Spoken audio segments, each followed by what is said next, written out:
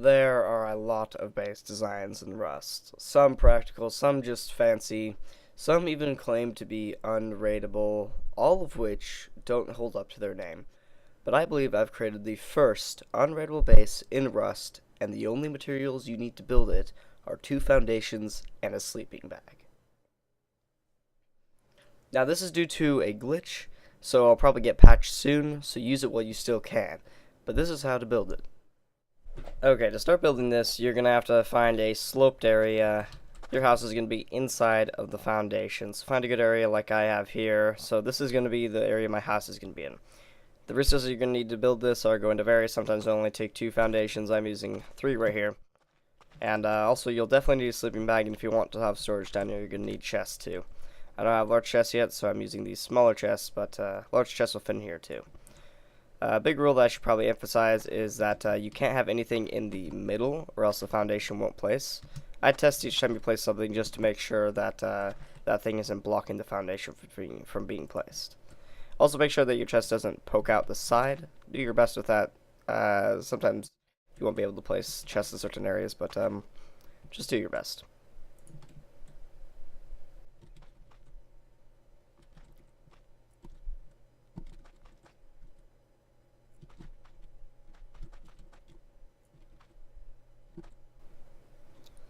Next thing you're going to do is place your sleeping bag, because this can move around. It's going to be really useful. Usually it will block anything if you have it in the middle, but again, just try to have it off center. Once you have everything placed, you can just place down your foundation, and your base is basically finished. That's all you really need to make it. This is unraidable right here. But I like to at least have something on top so that when I'm transferring materials, people won't accidentally come across it and take it.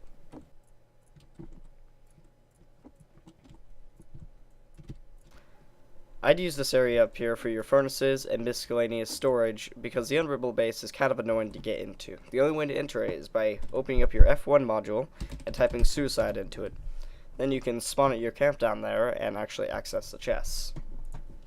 At this point, how you're going to transfer stuff into it is by just finding your body bag, opening it up, and then transferring all the stuff into your inventory and then into the chests.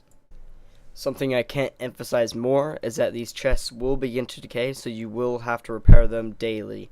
If you leave it unrepaired for about 3 to 4 days, then they will disappear and you will lose all your stuff. So be on top of that, or else you might lose everything.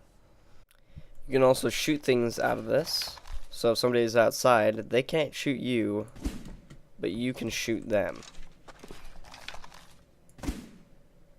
Now, if you do get a chest sticking out of your foundation like this right here, then you can put a foundation over it, or you could use it as a means for people to give you stuff to put in here. Now, even after you've placed the foundation, you can still place crafting benches and also small stashes. But these are also susceptible to decay, so be careful.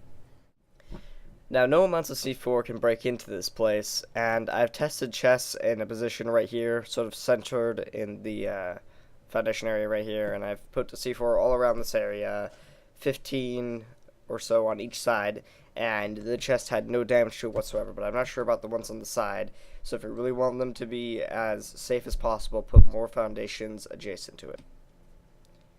If one foundation isn't enough, you can actually have 2 foundations by putting your sleeping bag right on the center mark of the 2 foundations, but it has to be centered perfectly.